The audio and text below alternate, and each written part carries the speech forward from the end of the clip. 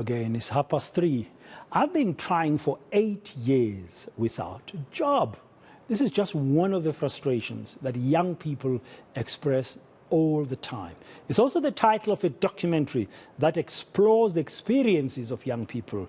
This short film uncovers the real challenges young people face on their journey to secure employment. For more on this youth employment struggle, I'm joined now by Crystal Duncan-Williams, who's the project lead at Youth Capital. Good afternoon, and Crystal, thank you very much for your time. I guess the question is not why did you do this movie? I mean, just listening to the president a short while ago, we know exactly one of the biggest challenges young people are facing today is around employment and unemployment. But their journey to find such an employment has inspired you to put this together and document it in this film.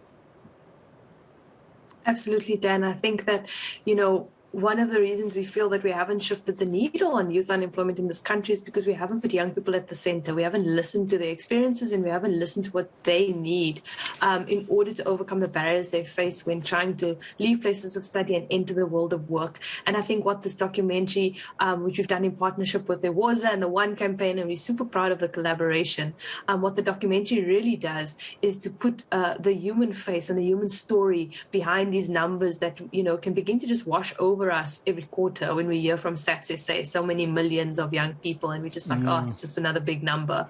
Through this documentary, we really hear that each young person has a unique journey, and we need to hear those stories. 8 years without a job. I mean, it's a short documentary film, and 8 years, is that kind of an average period that was common to everybody, that I've been at this for 8 years and I'm still not securing a job? I think for us, if you talk to young people in the surveys that we've run, many of them will say looking for more than 3 years. And the number that's been looking for more than 5 years, if we look at the stats from the quarterly labor force surveys, those numbers continue to grow. And you'll hear this in the film. Young people, the longer they are out of employment, the harder it becomes to find employment. It's, this really vicious cycle that young people get trapped in. And I think we really get the essence of that from the documentary. And so we really need to act now to get young people, to get them a foot in the door, to keep a grip on the opportunities that are present, even in the struggling economy. Yeah, it was launched this morning in Mowbray. How did that go? It was a really powerful event, Dan. With COVID, we haven't had a lot of in-person events, and so it was really great. We had young people from Khayelitsha, from Nyanga present.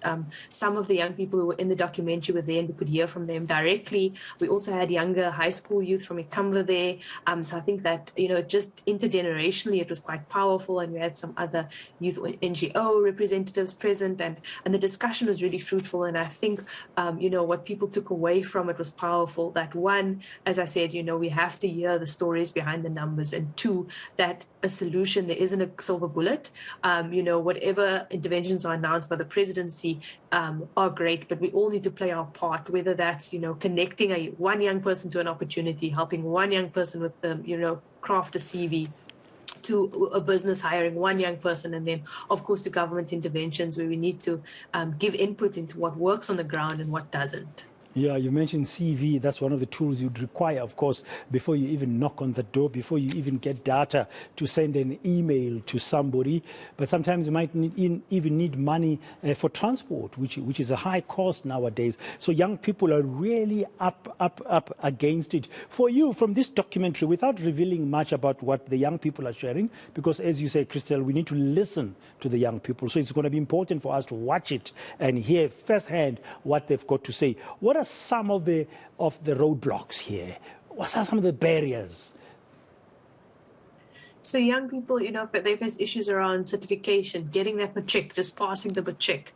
Then you go and study, and you either can't get your certificate because, you owe the university money, or you need to complete the practical training of your vocational training. So you've done the theory, but you can't get your work integrated learning experience. Then, as you mentioned, the cost of job seeking. Our latest report shows that 8 in 10 young people are having to choose between looking for work or putting food on the table.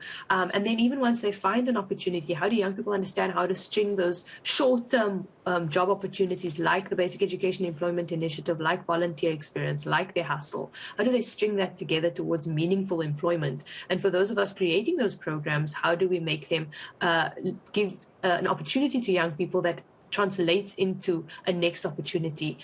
Short skills that they get on the job, soft skills that they get on the job, mentorship. We need to provide these things if we want young people to really make the most of short-term work opportunities. Yeah, I see the narration is by Pearl Tusi.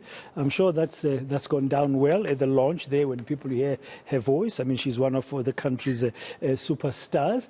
Are you going to show it only in Cape Town? You launched it there. Is the idea that it will be available on some digital platforms so your reach can be bigger and better, so the voice of these young people can spread far and wide and hopefully be heard?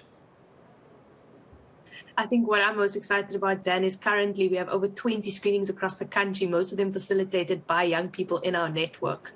And so they're just watching it on their cell phones, whatever tools they have at their disposal with some support from us. We've given them facilitation guides so they can coordinate their own events to get young people to watch the film. Because I think for a young person, the power is to understand that I am not alone. This isn't a me struggle. This is an us struggle, and we're in it together.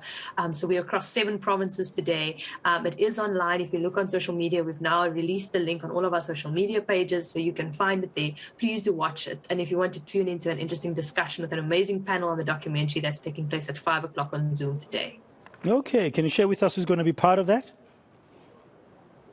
Sure. So we've got Ariane Delanoy, we've got Dylan Flance, we've got Juanito, who's an actress, and we've got Dumpo from Youth Lab. And so we've got a really amazing lineup of academia, the creative industry, the power of storytelling, and youth activism, all represented on the panel. Okay, all I'm going to say is long live Youth Capital. Keep on doing the good work in supporting our young people. We need more initiatives like yours, and people need to tell their stories. I'm a firm believer, if you don't tell your story, if you don't narrate your story, how are people going to learn about your challenges and really what you are dreaming about? It's important that we document this, and hopefully somebody will then begin to listen to the stories of these young people. Thanks, Crystal Duncan Williams, project lead at Youth Capital, telling us about this new documentary film, which was launched earlier today on this Youth Day, and it's simply titled, I've been trying 8 years without a job, documenting the experiences, the struggles of young people in finding employment in our country.